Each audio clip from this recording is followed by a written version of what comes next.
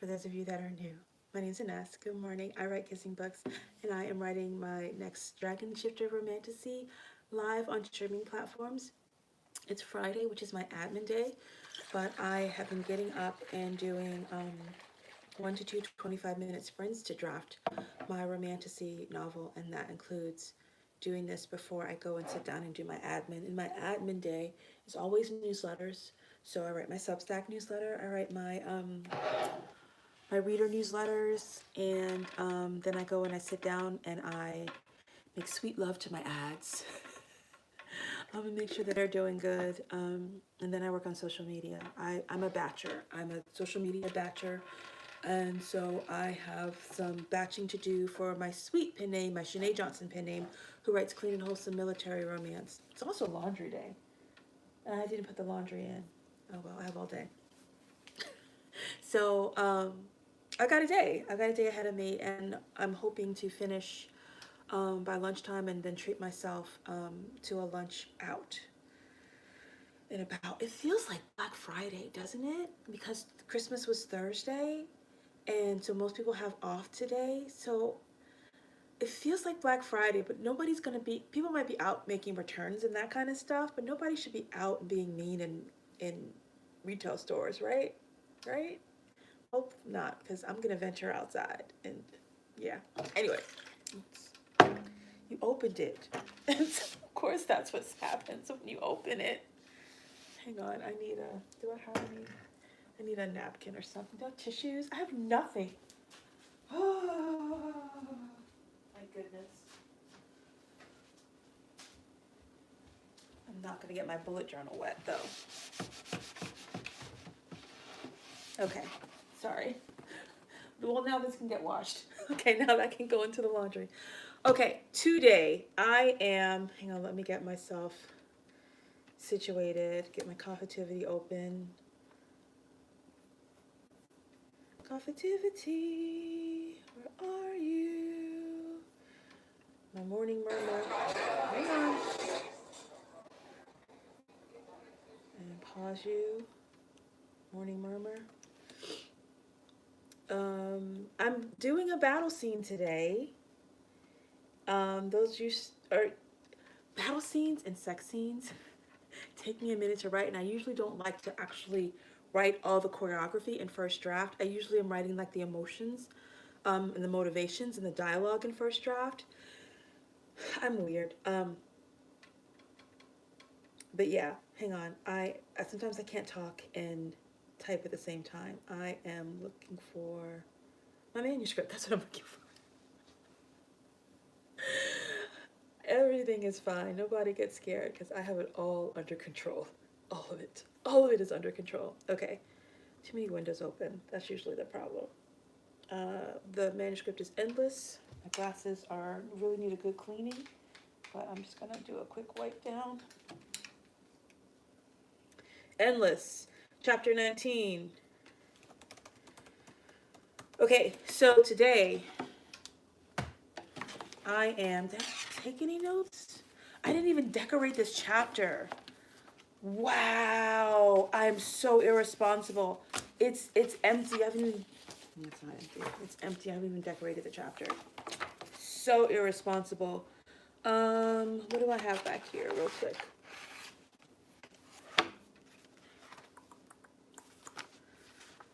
In this chapter, my hero is going to be confronting a Pegasus. So I do have these that I can play with. And ooh, I've used you before though. I have these too that I can play with. I think I'm gonna do the winged one though, because, and yes, I'm weird like this where the page needs to be decorated before I can start to write. So let me get a little bit of prettiness happening while I think about this fight, because this fight is all about, I'm gonna need this on the next page.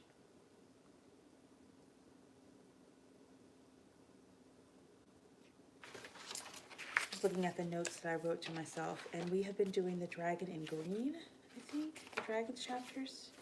Yes, the dragons chapters have been in green. All right, so before I start writing, I usually do this the day before, but it's been Christmas, and I did get up and I wrote yesterday, and then I said I was going to come back and jot some notes down, but I did not. Instead, I think I took a nap. I think I watched some planner videos, and I played in my book, my reading bullet journal, and then I think I took a nap, and then I think I went to my dad's house. That was it. So I did not take any notes, but I always do some kind of notes before I actually start writing the chapter, just so that I have a plan. So it's chapter 19, but it's actually scene 20, because I have a prologue. So this is my heroes chapter. This is Duke. And then this is where things get really sticky for me. I need chapters. That's the wrong window. I need chapters to, I remember we talk about the scene purpose. For me, I need for the scene to have a purpose, basically meaning it's some kind of a plot point or it's some kind of a beat. And then I do my GMC, the goal, motivation, conflict. And then I do a T, which is the twist, which is kind of the chapter, the mini cliffhanger, the chapter cliffhanger. So I always do that. But the scene needs a purpose for me, because I don't just write a scene and it's just there. It needs to be doing some work. This is kind of a test allies and enemies scene, but it's not. So what I'm doing right now is I have a massive plot folder, because I call myself a plot whore, because I have no loyalty to any plotting structure. I follow uh, I follow my internal plotting system, which is the page turner pacing system, which is 12 major plot points. But inside those plot points, there are more things that are happening. And sometimes I need to get really granular. So I'm in a try-fail cycle, which is, if you're looking at my plotting system, it's the obstacles section of what I am typically writing. So I have in Act 1, you have the setup, you have the plan, you have the want need, and then you have the first of many obstacles. And for me, an obstacle is a try-fail cycle. So in the middle of a book, in Act 2, you have a number of try-fail cycles or obstacles until you, and a tri-fail cycle or obstacle is you have an obstacle, you have a growth scene, a setback scene, a regroup, repeat, obstacle, growth, setback, regroup. It can even be obstacle, setback, growth, regroup. But that keeps happening over and over again. That's what I call a tri-fail cycle. I didn't come up with it. Some smarter person than I did came up with it, and I just refined it down to what makes sense to me. When you're faced with an obstacle, you can either succeed or fail. That's your setback. You either succeeded or you failed. There's a scene of growth, which is how you feel about that, and then you regroup. You regroup because even if you succeeded, something else small went wrong or something didn't go quite as right, and you need to kind of reset a little bit before you start moving forward again. And that keeps happening over and over again. And I know that, I understand that keeps happening over and over again until the last obstacle, which is called the confrontation. So you have the confrontation, that's the last major obstacle that thrusts you into Act 3. So I am in these try-fail cycles. But within the tri-fail cycles, like if you were looking at something, yes, I'm giving a lecture today. If you're looking at tri-fails, if you're looking at something like the hero's journey, within the hero's journey, there's an actual journey happening. So you enter the special world, you cross the threshold, enter the special world. You have tests, allies, and enemies happening. You have an approach happening, which is the major challenge of your journey. I'm not at an approach. I'm still in the test, allies, and enemies phase. My hero is about to confront an old foe. But test, allies, and enemies doesn't sound right for me for that. So this is not a hero's journey. I'm moving away from the hero's journey plot system. So now I'm taking a look at Save the Cat. And in Save the Cat, I love the setup of Save the Cat that talks about the thesis, a theory that you're trying to prove. The antithesis, you throwing everything at this theory and it's not working out the way that you want it to. And then the synthesis, which is where a new idea brings it all together. This is in the second Save the Cat book. And I screw up the names. I think it's Save the Cat Strikes Back. I screw it up, but it's the second one that was published, where he talks about the thesis, the antithesis, and the synthesis. And I love this notion. My in the this that framework works off of you having a story question or a theme. So the theme of this novel that I'm writing, it's all surrounding this notion of soulmates and reincarnation. And so I'm throwing a whole bunch of what ifs and subplots at this notion of soulmates. I'm looking at people who are not soulmates, but they really care about each other. But there's with a soulmate, you have a guarantee that that's the person that you're supposed to be with, and you feel that connection when it happens. But there's two people who knew that they were not marrying their soulmates, and it didn't work. It worked out awfully for them. It worked out horribly for them. And now these two people, they have a connection and they want to be each other's person, but there's not that click of a soulmate bond. And should you kind of take that gamble? What if their actual soulmate does come? So I'm looking at that. I'm looking at also when you know that someone is your soulmate, but they are kind of down bad right now, and they're not at their best, their highest self. And you're like, what are you supposed to do? Are you supposed to still stand by that person even though they are being very self-destructive right now? So I'm asking that question. So and then I have an exemplary example of what soulmates could be. So I'm having all these things happen within the antithesis part. But that's not really what I'm looking at too with this particular chapter, where my hero is about to go into battle. So in the Save the Cat, you got a break into two. No, that's already happened. This is part of the B story, but I'm not going to just call this the B story. That plot point in Save the Cat, the B story, it's too loosey-goosey for me. So Save the Cat is not going to work for me. Romance beats are not going to work. Gwen Hayes' Romance in the Beats is not going to work for me right now either, because I'm technically in the fun and games section, but he is facing a foe. Let me move away from the loving beats. Let me look at some Michael Haig. And Michael Haig is still talking about this is kind of the... and I will seriously sit here and fuss over this until I have a purpose for the scene. I know what I want to do in the scene. It's a battle. I could just say it's test allies and enemies, but I don't know. It just doesn't feel right.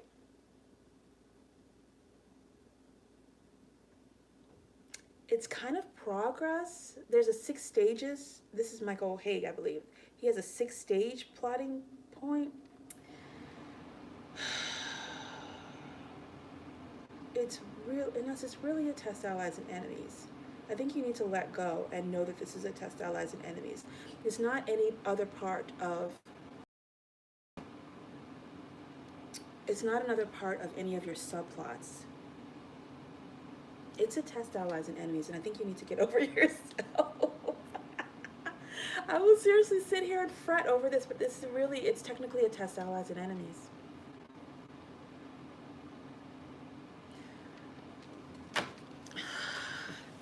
Test allies and enemies. It just feels too loosey-goosey. Okay, so the purpose of this scene, the purpose of a test allies and enemy scene is the hero is tested and he sorts out an allegiance. It's also kind of a show of power. That's helpful. A show of power is what I think is necessary in any kind of a paranormal or supernatural subgenre, because the person, the hero, the heroine, whomever it is, good morning, needs to show what they can do. So if they were a vampire, maybe they transform into a bat. If they're a werewolf, they transform into a werewolf. If they're a magician, they do magic, or a wizard, they do magic. A fae, maybe they have some control over the elements. So there needs to be a show of power. So this could be my show of power, because there's about to be a battle. Okay, that feels better. So, but the purpose of this scene is my hero is going to battle a foe. And while he's battling this foe, there's gonna be a show of power, but there's also gonna be a bit of world building that happens as well.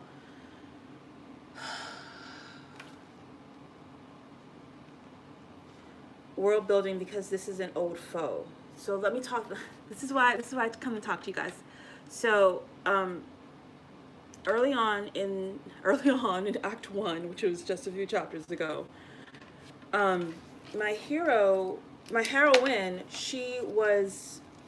her getaway car, because remember she did a heist, and her getaway car was, ooh, this sticker is really on there.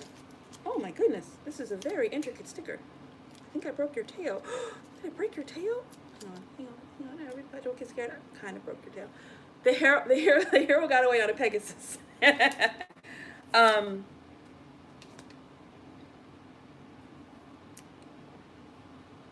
on. Let me see how I want to do this.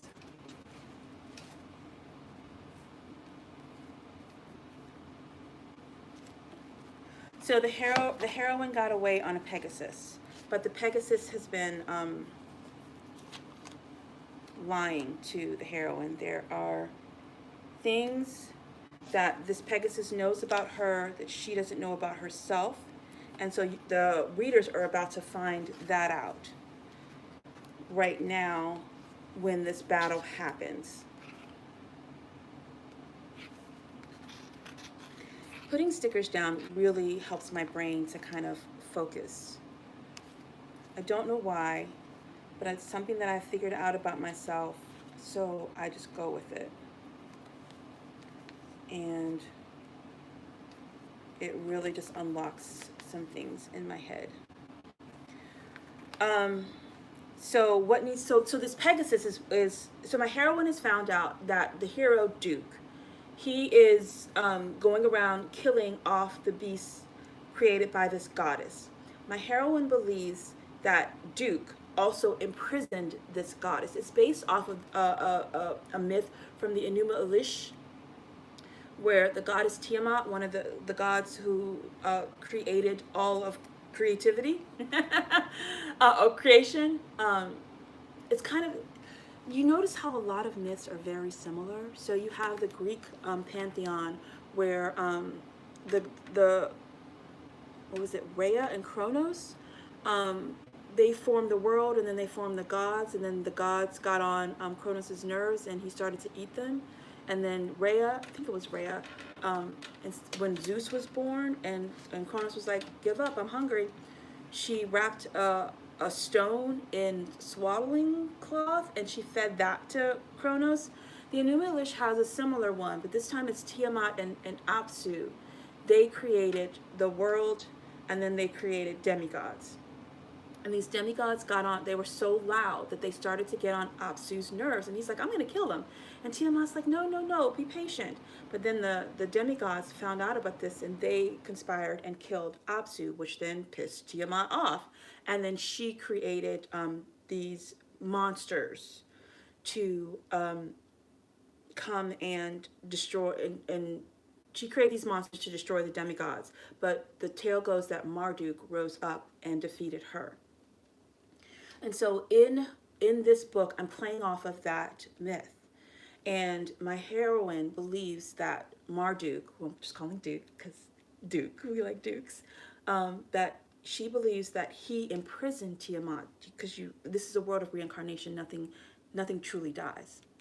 So she believes that he killed, that Duke has imprisoned Tiamat, and she believes that if she can free Tiamat, Tiamat will then imprison or destroy Duke, which my heroine wants for revenge. Because if you remember, Duke rejected her. She is Duke's fated mate, and he rejected her when she was a baby because she was born with a deformity, and he just assumed she was going to die anyway. And he's like, I'm not dealing with this, and he abandons her.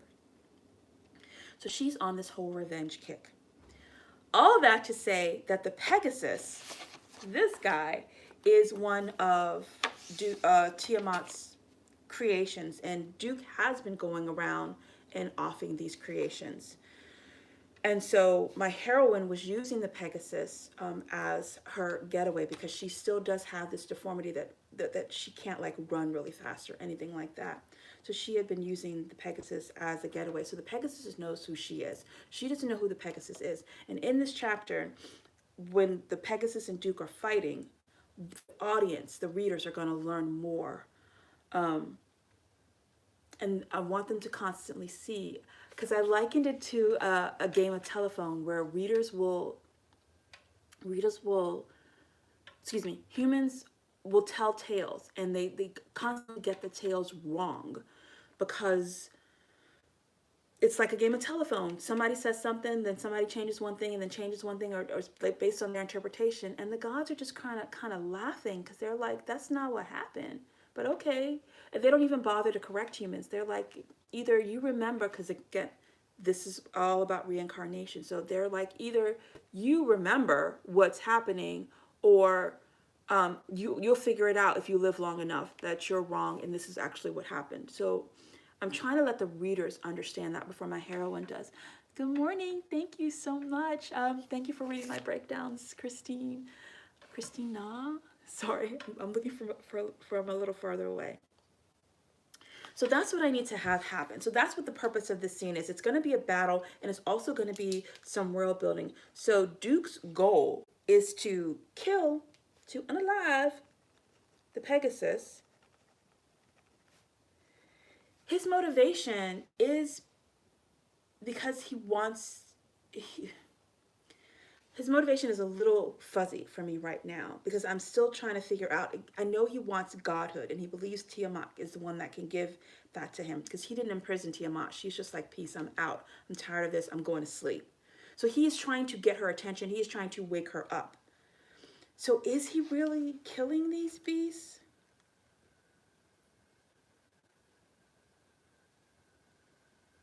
That's where I'm not sure. I'm still in first draft. I'm still at the very beginning of this story, and it's just rumors that he's been killing these beasts, but he hasn't said anything about it. Only people have said it. So I'm not sure. But he definitely wants the Pegasus to stay away from his fated mate.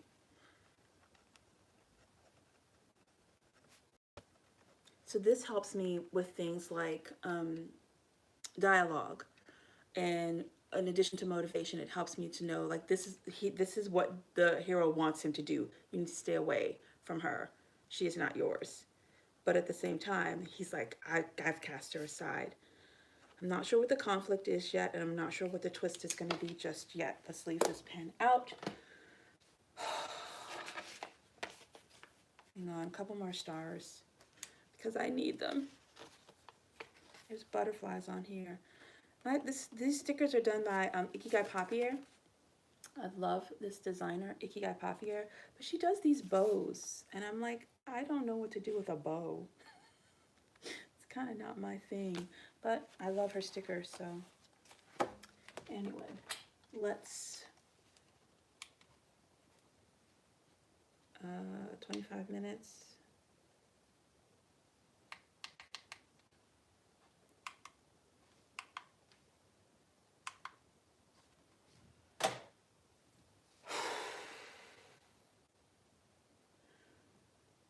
Okay. I know that he is not going to kill the Pegasus, because the Pegasus is a really important part of this story, and he will come back. So let's see how this fight is going to go. I'm probably not going to do like choreography fight. It's really kind of the intention that I'm really looking at, but whatever. Let's just go. 25 minutes, guys. If you're sprinting with me, yay. If you're just kind of hanging out, thanks for hanging out with me and letting me explain this story to you. I appreciate you. Well, let's go. And let's turn on coffeetivity, because it's too quiet. It's too quiet. And let me have some of my drink.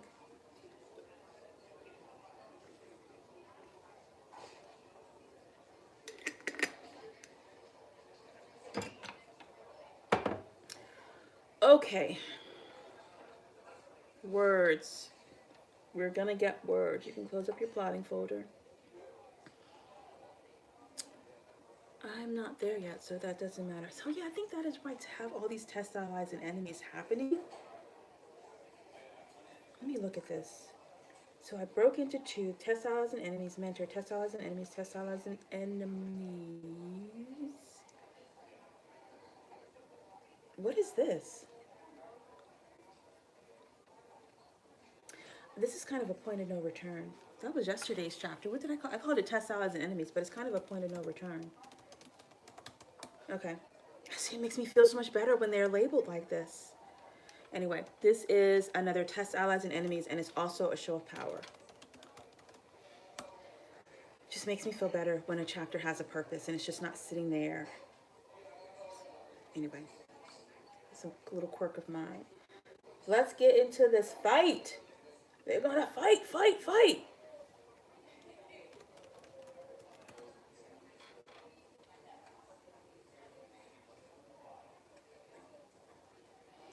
Yeah, that's true, but I don't. It's not necessarily something I have to worry about right this second.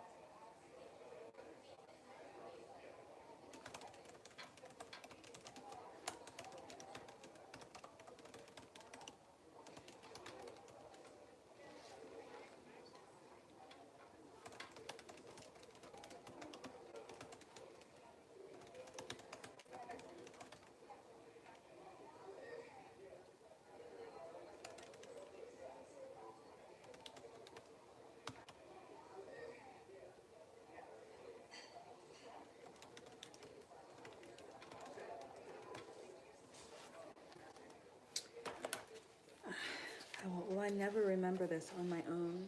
It is Kingu.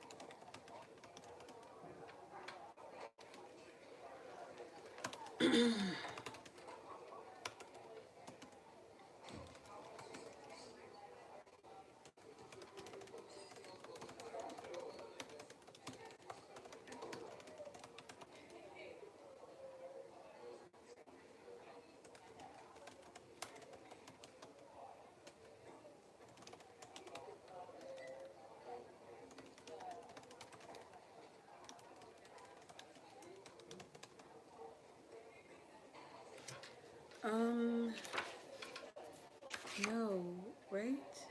Yes.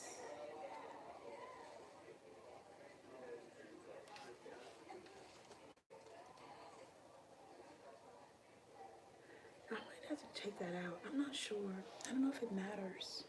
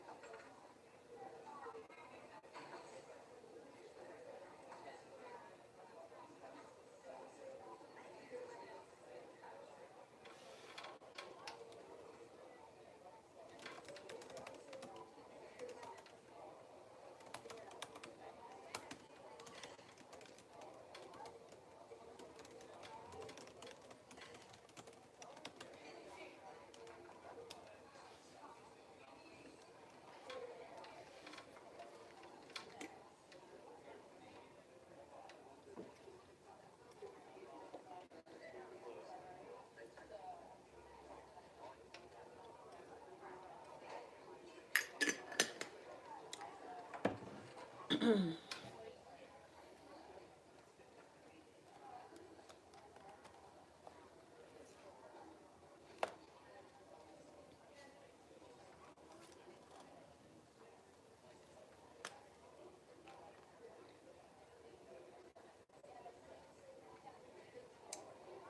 want a white pen.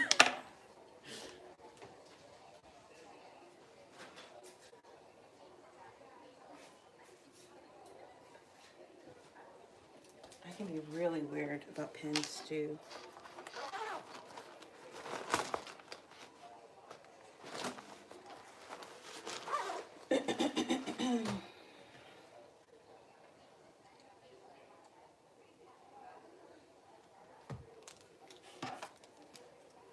It's so weird. I know.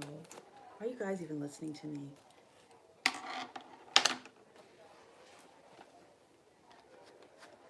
I just need it in a different color because I'm taking dialogue notes now. Like, what does it, I need to figure out what does the Pegasus know that the hero Duke doesn't know, and what does the audience need to know so that I can work it into the dialogue.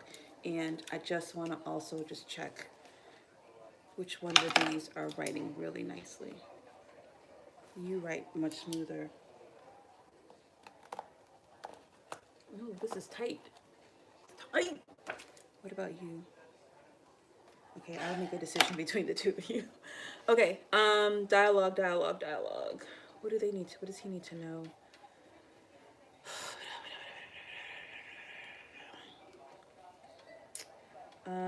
What happened in the previous? Because he knows a lot. Because he knows what she was talking about.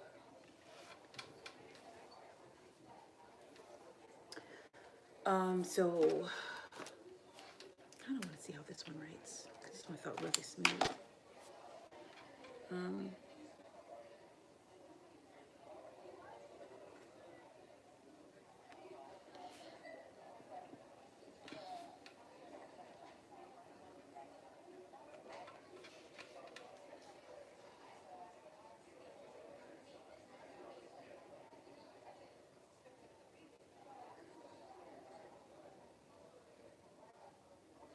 okay, yeah, this argument is going to be over.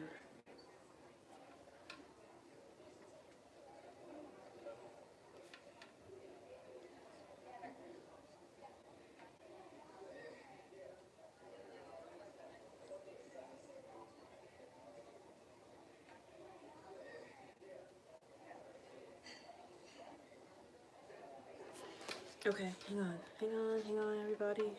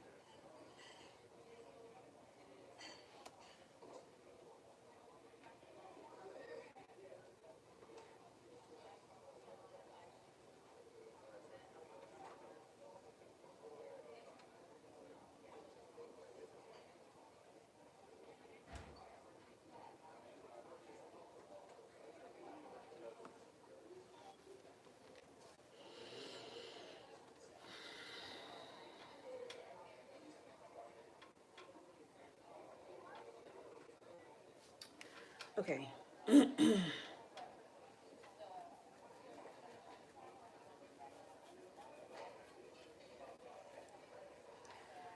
Okay.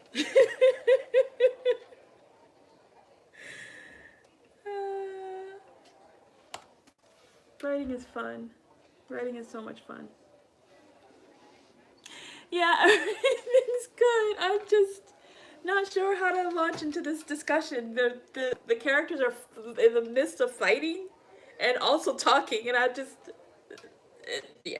I think I'm just gonna focus on the dialogue right now, and then I'll come back and I'll do the choreography of the fight because I'm just trying to figure out like punch, talk, kick, talk, and then everything's perfect. Everything's fine. Nobody gets scared because I have it all under control. So let me just write out the dialogue. That's what I just need to do.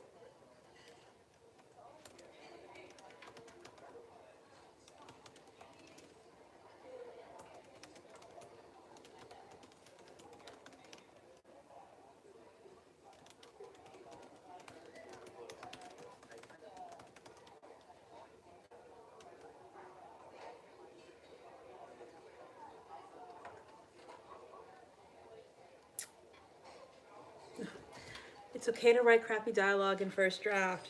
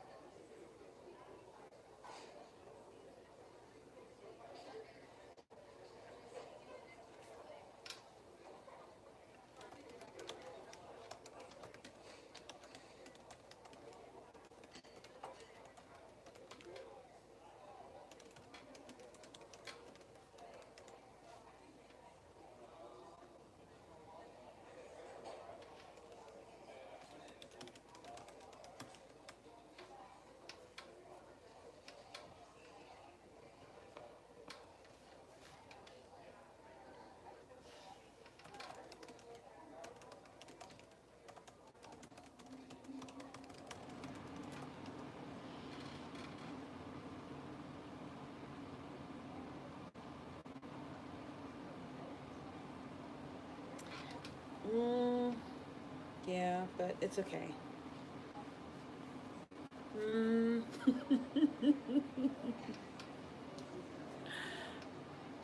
Hi guys. I think I got this. I think I got it. I think I got it. It's just, yeah. Uh, and this is the first drafting. It's first draft. Act two is when you start to doubt yourself.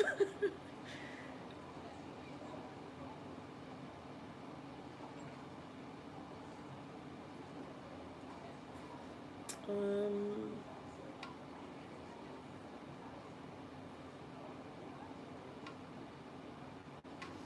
Okay. Okay.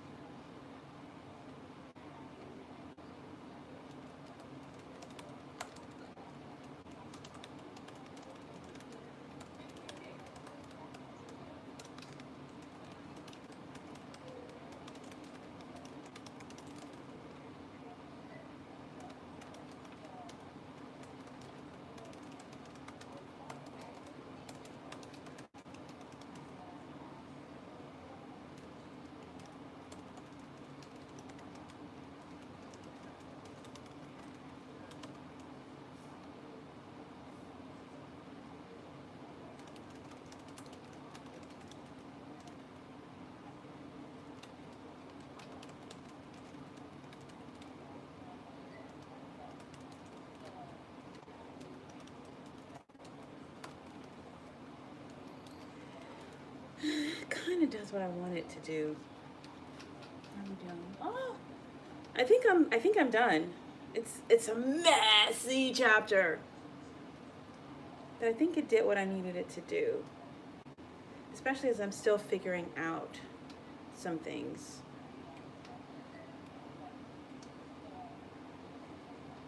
I think. I think. I think.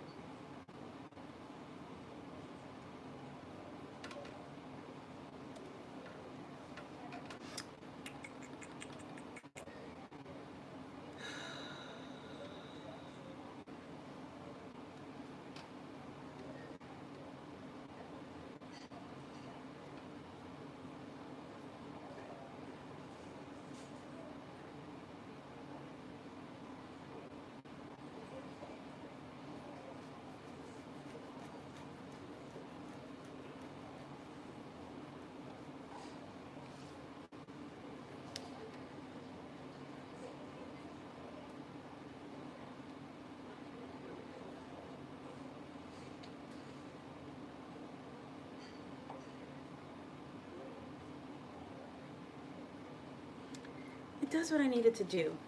I don't think I have enough world building in here, but it does what I need it to do. Okay. Um,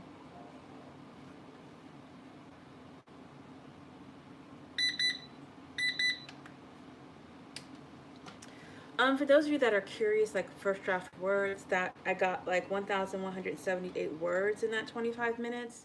It's some good words in there. It's some stilted dialogue because I'm still figuring these characters out. I really don't feel like I know my characters. Yes, I do write books. Good morning. Nice to have you here, Gaining Power. Um, I don't know my characters until I get to the end of the first draft. It's usually in the dark moment when I feel like I really know these people. So first draft really to me is it's kind of second draft. I feel like the outline is my first draft, and then writing the first draft, I'm really getting the outline is kind of the actions of that I'm going to take, the journey that I'm going to take.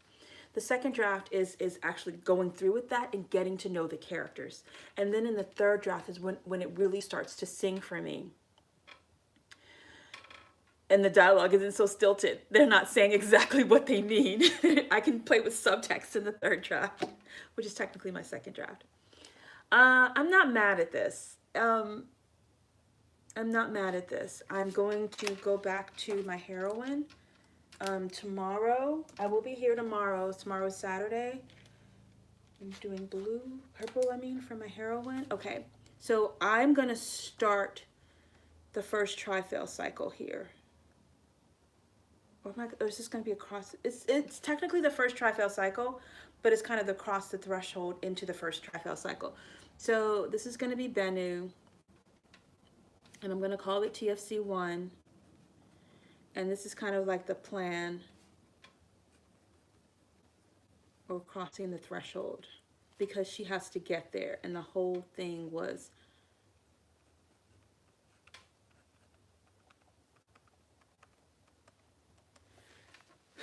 and the first way that she was going to get there, where's that sticky note? Where did I put that? Oh, here's where I put that sticky note.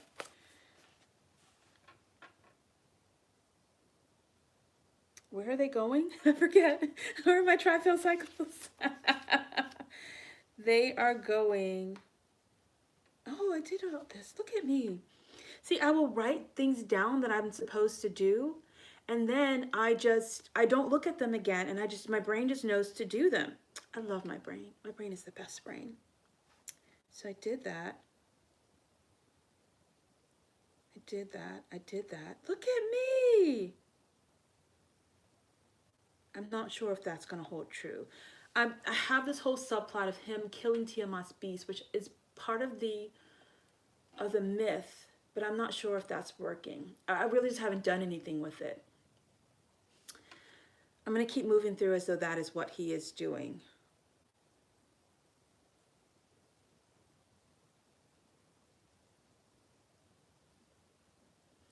So and I need to start doing a map.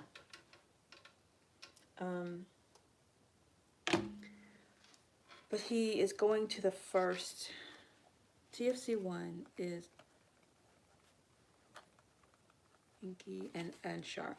So the whole way that I have this set up is that when a god reaches a certain level, they kind of shed their past selves, and their past selves become demigods.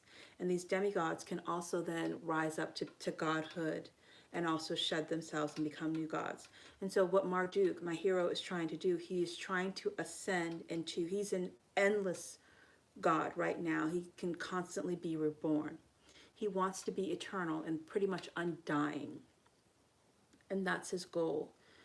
And so he's trying to ascend to do that, and he thinks the things that he thinks that he has to do to ascend he's wrong. But in the tri-fail cycles, my point in telling you that was to tell you that because Marduk is actually a shedded part of Tiamat. So that's how he is a demigod. She rose and she shed some of herself, which became demigods, and he is one of those demigods. He wants to ascend to eternal like her. And so my heroine is going to visit one of the other endless, but she doesn't know that that's what she's doing. She believes that she's going to collect these stones from the endless that will wake Tiamat. and that's wrong. Someone gave her wrong information. But she's going to the first demigod, who is Inky, and Inky's soulmate is Anshar, who is a demigod that came from Apsu, the other god that was a part of creation. So she's traveling there.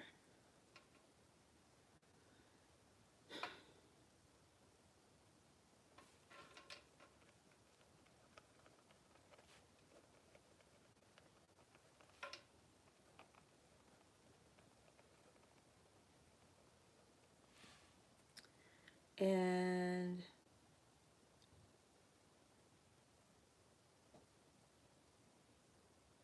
I think the first way that they're going to travel is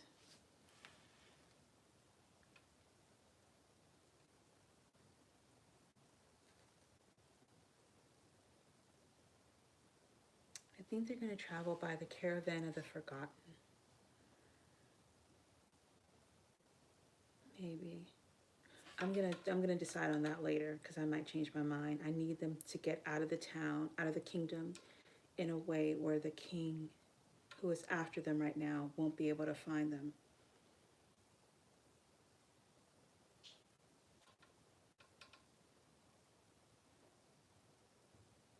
And I'm gonna think about that because I don't know if that's gonna be the best way. He might be thinking they might travel with the forgotten. They're not gonna travel on the Queen's roads.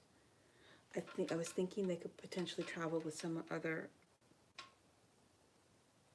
I'm just thinking about possibilities right now, so I'm not gonna think about those possibilities on camera because you'll just be sitting here with me, just going and nobody needs that on Friday afternoon, and I have to go and do my admin anyway. Those were some good. That was a good chapter. Let me give myself credit for it. That was how many words again? That was 1,178 words. 1178. And I will be back here tomorrow. I might be on this afternoon to walk on my treadmill and do some plotting for my epistolary. But I think the sun is coming out, so I might want to walk outside. We'll see. I'm not sure. I don't know what I'm doing. I just know that I am going to get my admin work done, which is all my newsletters, and I'm going to look at my ads. But I thank you guys so much for hanging out with me and for letting me talk through this with you guys. I really appreciate it. It is helping me so much. And I will be here tomorrow to do some more. Happy Friday, guys. I hope you have an amazing day. I'll see you tomorrow. Bye.